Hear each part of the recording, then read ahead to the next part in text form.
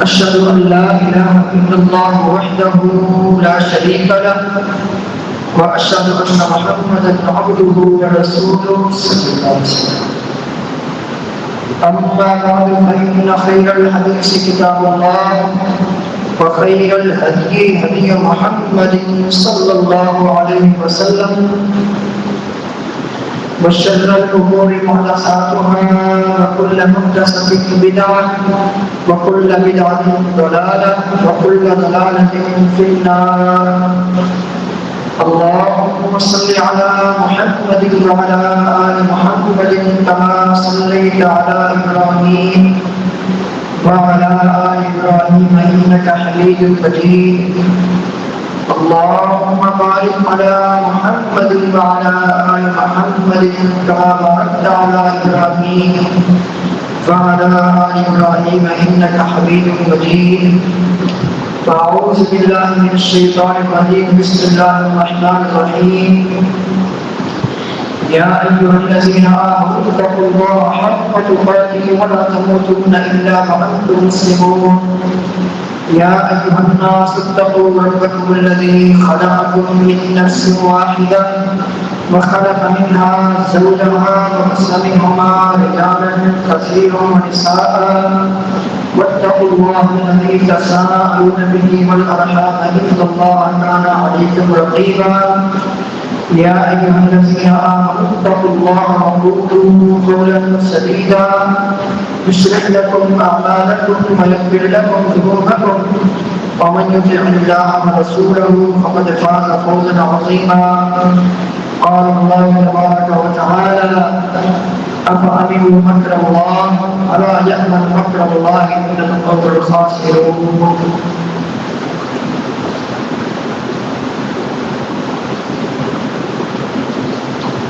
اللہ تعالی اس وقت تک کسی بندے کی گرفت نہیں کرتا، کسی بندے کو نہیں پکڑتا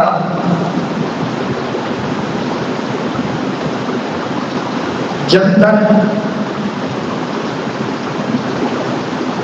بندہ کسی گناہ کے ارتکاب نہ کر لے، اور جب تک کسی معصیت اللہ فرمانے کے ارتکاب نہ کر لے، اس وقت تک اللہ تعالیٰ کی پکڑ بندے پر نہیں آتی۔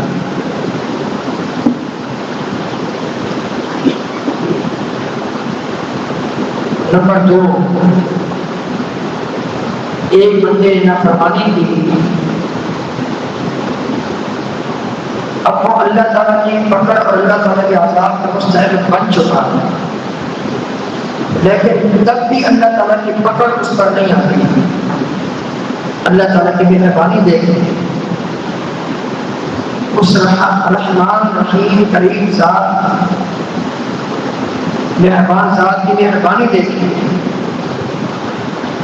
بندے نے گناہ کا ارتکاب کر لیا، نافرمانی کر لی،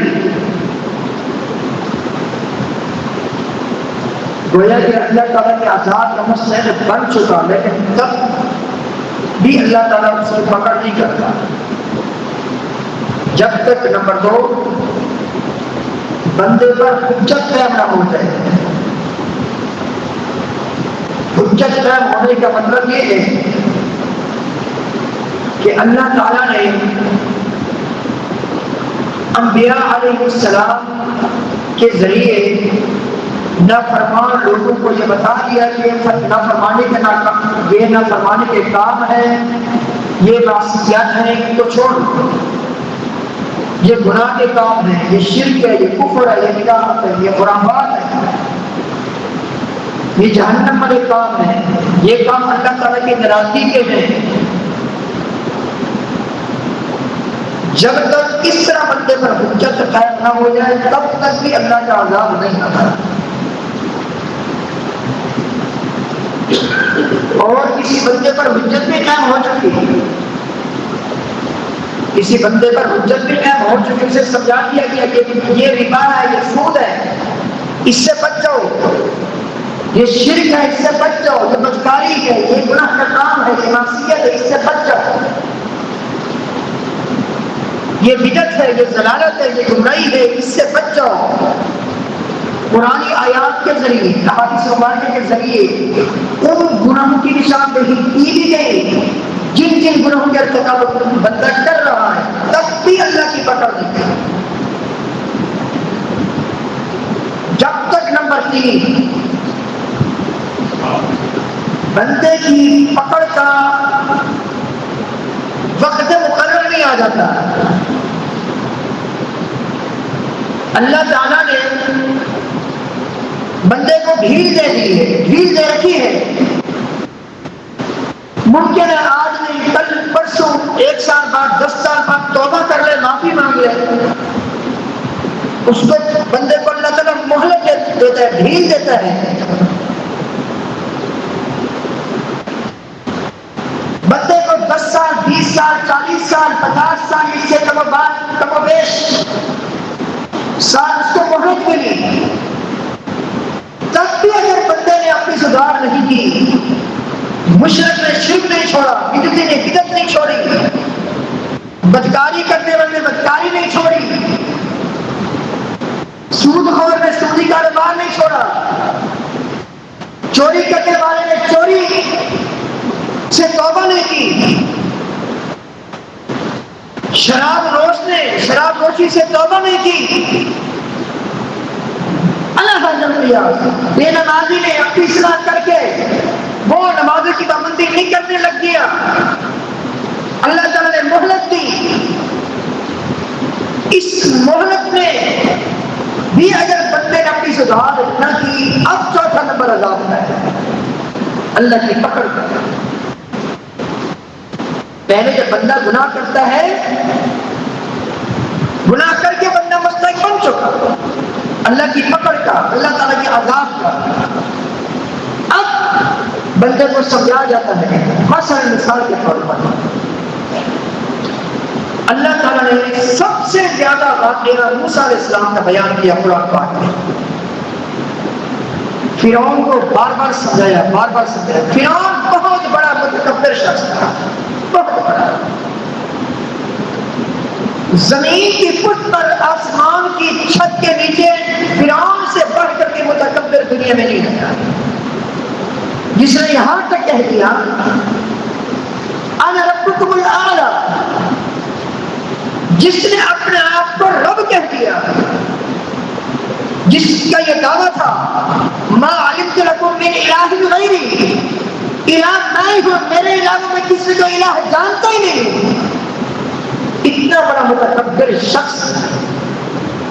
اور جس دور میں یہ فرعون تھا، اس دور میں لوگوں کی عمریں صدی میں محیط ہوتی تھی، 200 سال، 100 سال، 300 سال، جیسا کہ نوح علیہ السلام کو 1000 سال عمر دی گئی، صدیوں سے وہ ظلم کے پار ڈھا رہا ہے، بنی اسرائیل کے بیٹوں کو ذبح کیا جا رہا تھا اور ان کو غلام بنا رکھا تھا، آئے دن ان پر تکلیفوں کے اور مختلف قسم کے عذابوں کے پہاڑ ڈھاتا رہتا تھا، لیکن پکڑ نہیں، پکڑ نہیں۔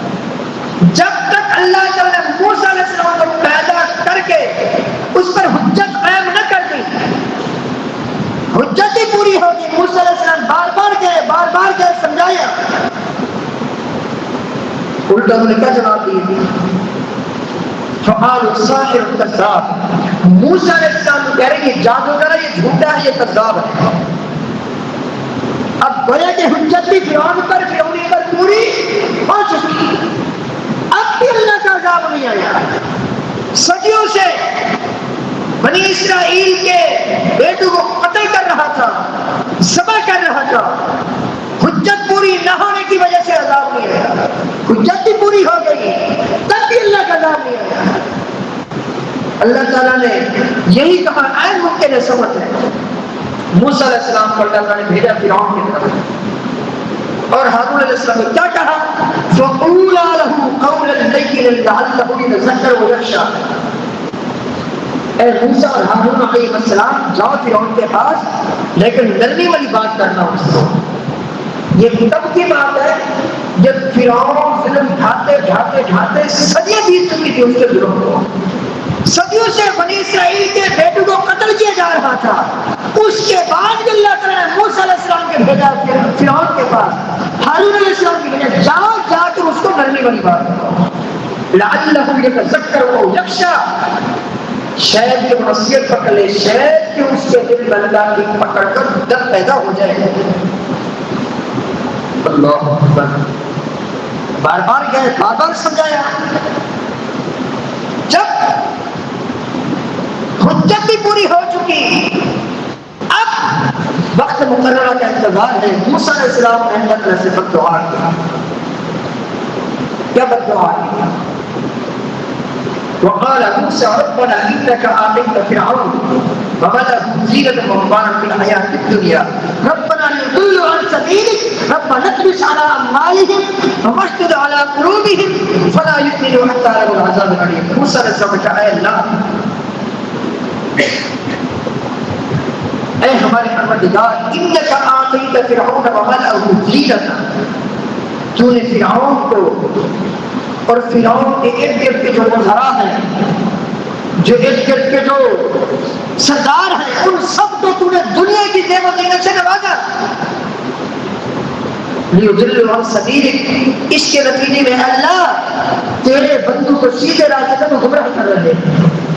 اے اللہ, میں تم سے فرعون کے خلاف یہ بد دعا کرتا ہوں, ربنا اطمس علی اموالہم, اے اللہ ان کے مالوں کو, جن مالوں کے غرور میں آ کر, فخر میں آ کر, جن مالوں کے تکبر میں آ کر یہ تیرے بندوں کو سیدھے راستے سے روک رہے ہیں, اے اللہ ہماری طرف سے یہ بد دعا ہے فرعون کے خلاف, اطمس علی اموالہم, ان کے مالوں کو نصف نابود کر دے. آج ہم بھی بنی اسرائیل کے یہودیوں کے لیے یہی بد دعا کرتے ہیں. کئی سالوں سے فلسطین پر ظلم ڈھا رہے ہیں. یہ یہودی, یہ ملعون قوم, یہ مت سمجھے کہ یہ اللہ تعالیٰ ان کی اس طرح کی مختلف قسم کی مسلمانوں کو تکلیفیں دینے سے بے خبر ہے. اللہ تعالیٰ ان کے ظلم سے بے خبر ہے. نہیں, وہی اللہ ہے جس نے فرعون کی پکڑ کی. انشاءاللہ ہماری آنکھیں ٹھنڈی ہوں گی. یہ یہودی انشاءاللہ ان پر اللہ کا عذاب آئے گا, اللہ کا عذاب کا بڑا برسے گا انشاءاللہ. یہ قرآن بات میں اللہ تعالیٰ نے یہ بات ذکر کرتا ہے. موسیٰ علیہ السلام یہ بد دعا کر رہے ہیں فرعون کے خلاف, ربنا اطمس علی اموالہم واشدد علی قلوبہم, اے اللہ ان کے دلوں پر مہر لگا دے, ان کے دل سخت کر دے. فلا یؤمنوا حتی یروا العذاب العلیم, اے اللہ عذاب علیم دیکھنے کے بعد ان کے ایمان نصیب ہو, جب ایمان لانا فائدہ مند ثابت نہ ہو. گویا کہ موسیٰ علیہ السلام نے یہ بد دعا کی, اے اللہ ان کو عذاب میں مبتلا کر دے, ان لوگوں نے بہت ہمیں پریشان کیا ہوا ہے. موسیٰ علیہ السلام کو اللہ تعالیٰ نے تسلی دی, کیونکہ ہارون علیہ السلام نے بھی بد دعا کی تھی فرعون کے خلاف. دونوں کے بارے میں اللہ تعالیٰ نے فرمایا اجیبت دعوتکما, قال قد اجیبت دعوتکما. یہاں دو لفظ ہیں اور دونوں میں تاکید ہے, ایک قد ہے ایک اجیبت ہے. قد کا معنی یقیناً, اجیبت کا معنی تمہاری دعا یوں سمجھو کہ قبول ہو جائے. فاض دیگر اے موسیٰ اور ہارون علیہ السلام, بس تم یقین کر لو کہ فرعون کی تباہی یقینی ہے, فرعون کی بربادی یقینی ہے. قد اجیبت دعوتکما فاستقیما, لیکن یہ مت دعائیں کرتے رہنا اور مجھ سے دعائیں کرتے رہنا اور میرے پیغامات لوگوں کو سنانے پر استقامت اختیار کرنا. ولا تتبعان سبیل الذین لا یعلمون, جو لوگ میری حکمت سے بے خبر ہیں. کیا میری حکمت ہے؟ اس میں کیا حکمت ہے کہ صدیوں تک فرعون ظلم ڈھاتا رہا, اللہ کا عذاب نہیں آیا, اس میں کیا حکمت ہے اللہ ہی جانتا ہے. ورنہ جو میری حکمتوں کو نہیں جانتے ان لوگوں میں سے مت ہو جانا. آج بھی کیا حکمت ہے کہ اللہ تعالیٰ یہودیوں کو اتنا اختیار دی, اتنی طاقت دی, جب چاہتے ہیں جہاں چاہتے ہیں جدھر جاتے ہیں, اور ان سے بڑا شیطان امریکہ, کیا اللہ تعالیٰ نے ان کو طاقتیں دی, اس میں کیا حکمت ہے ہم نہیں جانتے. اے اللہ تو تجھ سے یہ دعائیں کرتے ہیں، اے اللہ دنیا کے تمام مظلومین مسلمانوں کی مدد فرماتے ہوئے دنیا کے تمام کافروں ظالموں کو نشان عبرت بنا، جس طرح تو نے فرعون کو، قوم عاد کو، قوم ثمود کو نشان عبرت بنایا۔ یہ تسلی دیتا ہے نبی کریم صلی اللہ علیہ وسلم کو، کیونکہ کبھی نبی کریم صلی اللہ علیہ وسلم اس صحابی کو یہ مکہ کے مشرک تپتی ریت پر لٹاتے، بلال رضی اللہ تعالیٰ عنہ کو انگاروں پر لٹاتے، اللہ اکبر، آل یاسر پر قسم کے عذابوں کے، فتنوں کے، مختلف قسم کے عذاب کھڑے کر دیتے۔ نبی کریم صلی اللہ علیہ وسلم آل یاسر کے پاس سے گزرتے ہیں، اصبروا آل یاسر، اے آل یاسر صبر کرو، فإن موعدکم الجنہ، میری اور تمہاری پر جنت میں ملاقات ہوگی۔ نبی کریم صلی اللہ علیہ وسلم کو شہر ابی طالب میں 3 سال تک پابند کر دیا گیا، بند کر دیا گیا، بائیکاٹ کیا گیا۔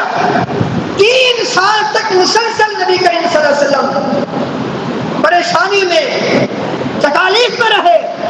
کبھی کس ساتھی کو، آپ کے کس ساتھی کو شہید کر دیا، کبھی کس کو پریشان، کبھی کس کو پریشان، حتیٰ کہ 13 سال کے بعد آپ کو ہجرت پر مجبور کر دیا گیا، مکہ سے مدینہ آپ کو جانا پڑا۔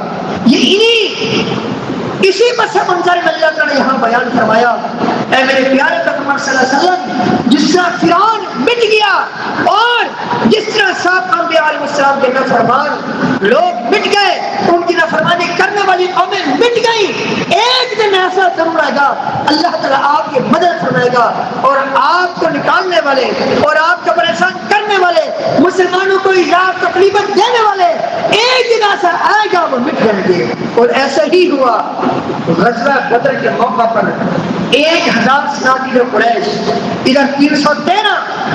غزوہ بدر کے موقع پر 2 رمضان مبارک کے 17 رمضان مبارک 2 ہجری، ابو جہل جہنم ناصر ہوا، اس کے 70 ساتھی جہنم ناصر ہوئے۔ آخر کار اللہ تعالیٰ نے دکھا دیا نبی کریم صلی اللہ علیہ وسلم وہ دن جس دن کا آپ کے انتظار تھا۔ اللہ تعالیٰ آپ کی مدد کی، آپ کی نصرت کی۔ اب دیکھیں یہ صنادید قریش کتنی تکلیفیں دی آپ کو، کتنا پریشان کیا۔ آپ علیہ السلام کے آنے سے پہلے صدیوں سے قریش میں اور عرب لوگوں میں شرک چل رہا تھا، شرک تھا، گویا کہ نافرمانیاں کر کے، بلکہ ہر نافرمانی تھی، تمام کی تمام نافرمانیاں عروج پر تھی، لیکن اللہ کا عذاب نہیں آیا۔ کیوں نہیں ہے؟ جب تک حجت پوری نہ ہوتی۔ حجت بھی پوری ہو گئی، امام الانبیاء علیہ السلام کے بھیج کر، قرآن کی نازل فرما کر اللہ تعالیٰ نے حجت بھی پوری کر دی، تب بھی اللہ کا عذاب ان پر نہیں آیا جب تک وقت مقرر نہیں آیا۔ وہ وقت مقرر کیا تھا؟ وہ یوم بدر تھا، جس دن ان کی پکڑ ہونی تھی، اس دن تک اللہ تعالیٰ کو ڈھیل دی، مہلت دی۔ جب یہ نہیں مانے کہ آخر کر اللہ کی پکڑ آ گئی۔ نبی کریم صلی اللہ علیہ وسلم کی حدیث، آپ علیہ السلام نے فرمایا، سے مسلم کی حدیث ہے، ان اللہ لا یملی للظالم، اللہ تعالیٰ ظالم کو مہلت دیتا ہے، اللہ تعالیٰ ظالم کو ڈھیل دیتا ہے۔ یہ اللہ تعالیٰ کا یہ قانون ہے، یہ اللہ تعالیٰ کی سنت ہے۔ اللہ تعالیٰ ظالم کو ڈھیل دیتا ہے، لیکن جب ظالم اس ڈھیل سے نجائز فائدہ اٹھاتا ہے، پکڑتا ہے، مزید ظلم کرتا ہے، ظلم کے بعد ڈھاتا ہے، حتیٰ اذا اخذہ لم یفلتہ، حتیٰ کہ جب اللہ تعالیٰ پکڑتا ہے پھر اسے 1 سیکنڈ کی مہلت نہیں ملتی۔ ڈھیل ضرور دیتا اللہ تعالیٰ، یہ اللہ تعالیٰ کی ڈھیل ہے یہودیوں کو۔ اسی طرح امریکہ کو اللہ کی ڈھیل ہے، انشاءاللہ ثم انشاءاللہ۔ یہ قرآن کی تاریخ ہمیں بتاتی ہے، ہماری اسلام کی تاریخ ہمیں یہ بتاتی ہے، ڈھیل اللہ تعالیٰ نے ضرور دی، لیکن جیسے ان کا وقت مقرر آیا، ان کی بربادی کا، ان کی تباہی کا، اللہ تعالیٰ کی طرف سے بربادی آ گئی، اللہ تعالیٰ کی طرف سے پکڑ آ گئی، جیسا کہ اللہ تعالیٰ نے فرمایا۔ اور یہی فرمان نبی کریم صلی اللہ علیہ وسلم نے اس حدیث مبارکہ کی وضاحت کرتے ہوئے، تفسیر کرتے ہوئے ارشاد فرمایا، وَكَذَلِكَ أَخْذُ رَبِّكَ إِذَا أَخَذَ الْقُرَىٰ وَهِيَ ظَالِمَةٌ إِنَّ أَخْذَهُ أَلِيمٌ شَدِيدٌ۔ تیرے رب کی پکڑ اسی طرح ہے، جب وہ پکڑتا ہے اس کی پکڑ بڑی سخت ہے۔ إِنَّ بَطْشَ رَبِّكَ لَشَدِيدٌ، آپ کے رب کی پکڑ سخت ہے۔ تو اللہ تعالیٰ کی پکڑ سے کبھی بھی بندہ اپنے آپ کو بے خوف نہ سمجھے. یاد رکھیے وہ لوگ جو اللہ کی نافرمانی کر رہے ہیں، جو نمازی کی پابندی نہیں کر رہے، رمضان گزرا اس کے روزے نہیں رکھے، اپنے مال کی زکات ادا نہیں کی، سود کھا رہے ہیں، شرک کر رہے ہیں، بدعت و قرابت کے ارتکاب کر رہے ہیں، اور ساتھ ساتھ اللہ کی پکڑ سے بے خوف ہیں. یاد رکھنا یہ وہی لوگ ہیں جن کے بارے میں اللہ تعالی نے فرمایا ان کی ناکامی، ان کی بربادی یقینی ہے. فرمایا فلا یأمن مکر اللہ الا القوم الخاسرون. اللہ تعالیٰ کی پکڑ سے اپنے آپ کو بے خوف وہی لوگ سمجھتے ہیں جن لوگوں کو مقدر میں ناکامی، نامرادی، تباہی، بربادی لکھی جا چکی ہوتی ہے. کبھی بھی کوئی گناہ کر کے اپنے آپ کو اللہ کی پکڑ سے بے خوف مت سمجھیے. یاد رکھنا اللہ تعالیٰ کا فرمان انہم یکیدون کیدا واکید کیدا فمہل الکافرین امہلہم رویدا. میں ان کو ڈھیل دے رہا ہوں، ان کے خلاف میں تدبیر کر رہا ہوں، اور یہ گناہ کر کے مجھے دھوکہ دینے کی کوشش کر رہے ہیں. ان قریب ایک وقت ایسا آئے گا ان قیدی متین، میری پکڑ سخت ہے، جب پکڑوں گا ان کی مہلت سے چھین ہوگا. کبھی بھی کوئی گناہ کر کے بے خوف مت ہوئیے گناہ کی پکڑ سے. نبی کریم صلی اللہ علیہ وسلم نے فرمایا اس بندے کے بارے میں، اس مومن مسلمان کے بارے میں جو مسلمان گناہ کرتا ہے لیکن اس کی پکڑ نہیں ہوتی ہے. گناہ تو کیا اس کو بھی پتا ہے میں نے فرض نماز چھوڑی، اس کو بھی پتا ہے میں داڑھی موڑتا ہوں اور نالی میں بہاتا ہوں، پتا ہے اس کو بھی پتا ہے میں نے رمضان کے فرض روزے نہیں رکھے، زکات ادا نہیں کی، شرابی ہوں وغیرہ وغیرہ، یوں میں گناہ کر رہا، اس کو پتہ بھی ہے. گناہ کے باوجود اللہ تعالیٰ کی اگر بندے پر پکڑ نہ آئے، اللہ تعالیٰ نے جو اس کے رزق کا جو سلسلہ جاری و ساری کیا ہوا ہے اس کے رزق میں کمی بھی نہیں ہوتی بلکہ اضافہ ہوتا ہے. فرمائیے یاد رکھو یہ اللہ کی طرف سے ڈھیل ہے. بندہ گناہ پر مصر ہے، گناہ پر اصرار کیے ہوئے ہے، گناہ کیے جا رہا ہے، ادھر سے اللہ کی طرف سے رزق بے شمار آ رہا ہے. فرمائیے اللہ کی طرف سے پکڑ ہے. یہ بندہ یہ نہ سمجھے کہ میں نے بڑے تیر مار لیے، میں نے یہ کر لیا لیکن رزق سے محروم نہیں ہوا. یہ اللہ کی طرف سے ڈھیل ہے. جب اس کی ڈھیل کا ٹائم ختم ہو جائے گا اللہ تعالیٰ کی پکڑ ایسے آئے گی جہاں سے اس کے بعد گمان بھی نہیں ہوگا. جیسا کہ اللہ تعالیٰ نے فرمایا سورۃ الانعام میں حتی اذا فرحوا بما اوتوا اخذناهم بغتة فاذا هم مبلسون.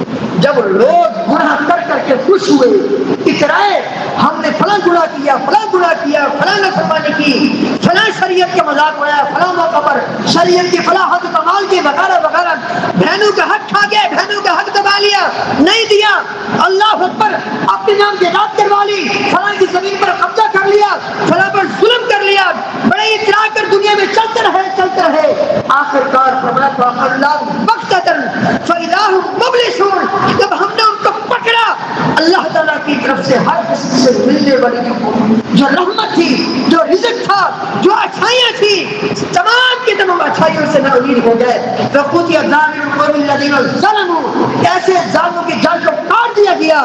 تمام کے تمام اللہ تعریف اللہ رب العالمین کی. یہ ہمارے لیے یہ درس ہے، یہ سبق ہے. جب بھی کوئی گناہ ہو جائے فوراً اس گناہ کی ہیبت میرے اور آپ کے دل میں ہونی چاہیے. جیسا کہ صحیح بخاری کی حدیث ہے، آپ علیہ السلام نے فرمایا جب کہ مومن کوئی گناہ کرتا ہے، شیطان یا اس کا نفس امارہ، اس کے نفس نے اس کو ورگلا دیا، گناہ کر بیٹھا. اب گناہ تو ہو گیا، اب اس گناہ کی ہیبت مومن کے دل پر اسی طرح ہے گویا کہ اس کے سر کے اوپر پہاڑ ہے.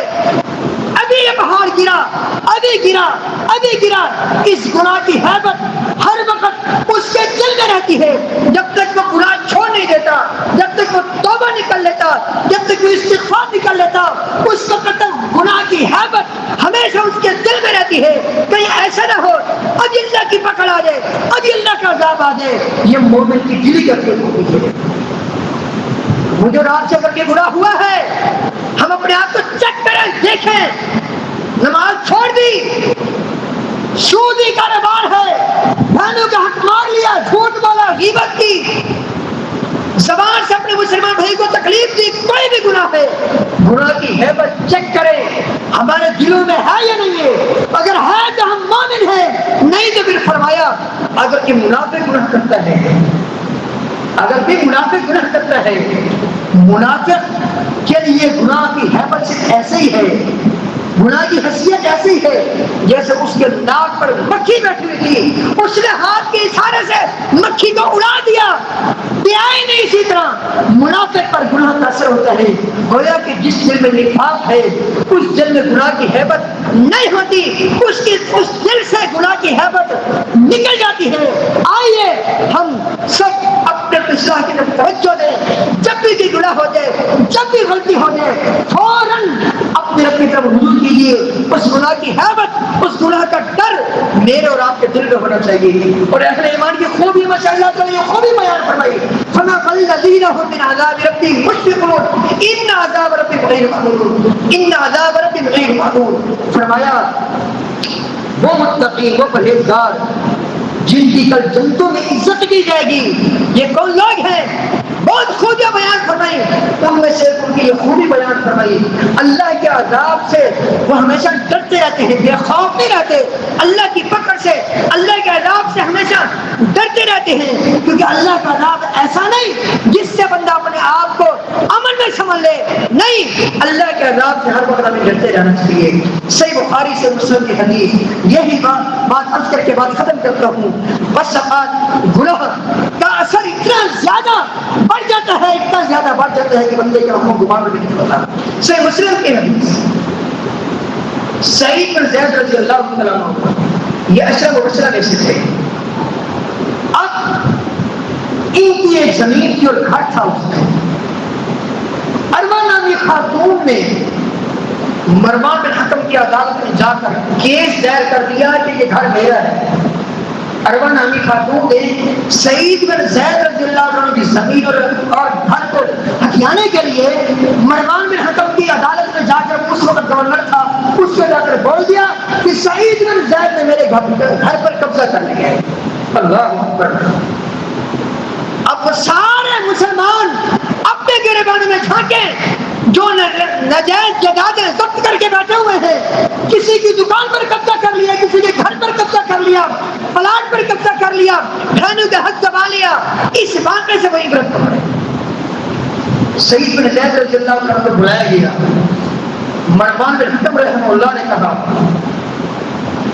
اے سعید رضی اللہ تعالیٰ عنہ، ارملہ کی خاتون نے آپ کے خلاف مقدمہ دائر کیا ہے کہ آپ نے اس کی زمین کو ہتھیا لیا ہے۔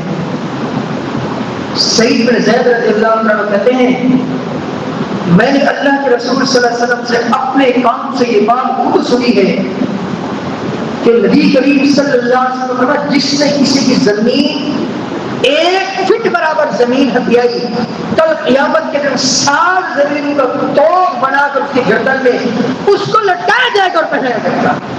جب یہ حدیث میں نے خود سنی ہے تو کیسے میں اس عورت کی زمین پر قبضہ کر سکتا ہوں؟ غیرت میں آ کر زمین چھوڑ دی، کہا مجھے نہیں چاہیے زمین، حالانکہ انہیں کی زمین تھی، گھر بھی نہیں تھا، خود گھر بنایا، لیکن دل برداشتہ ہو کر 2 بد دعائیں ان کی زبان سے نکل گئی۔ اسی وجہ سے نبی کریم صلی اللہ علیہ وسلم نے فرمایا، مظلوم کی بد دعا سے بچاؤ، کیونکہ اس کے اور اللہ کے درمیان کوئی پردہ ہے نہیں۔ اے اللہ، یہ فلسطینی مظلوم یہ کئی سالوں سے تجھ سے دعائیں کر رہے ہیں اپنے حق میں، جو ان پر ظلم کر رہے ہیں، دنیا بھر کے مسلمان یہودی کے خلاف بد دعائیں کر رہے ہیں، اے اللہ ہماری بد دعائیں یہود و نصارہ کے خلاف قبول فرما، ہمارے مظلومین مسلمان بھائیوں کی، فلسطینی بھائیوں کی مدد فرما، مہربانی فرما، غیبی مدد فرما دے۔ بہرحال صحابی کے دل سے 2 بد دعائیں نکل گئی اروا نامی خاتون کے خلاف کہ اے اللہ اس خاتون کی بصارت اس سے چھین لے، اس نے مجھ پر اتنا بڑا الزام لگایا۔ یہ اشرف مبشرہ میں سے صحابی سعید رضی اللہ تعالیٰ عنہ۔ دوسری بد دعا یہ کہ اے اللہ اس کے گھر کو، اس میرے گھر کے جس پر اس نے قبضہ کر لیا، یہی گھر اس کی موت کا باعث بنے، اس کے مرنے کا، اس کی وفات کا باعث بنے۔ وقت چلتا گیا، آخر کار وہ عورت نبی نہیں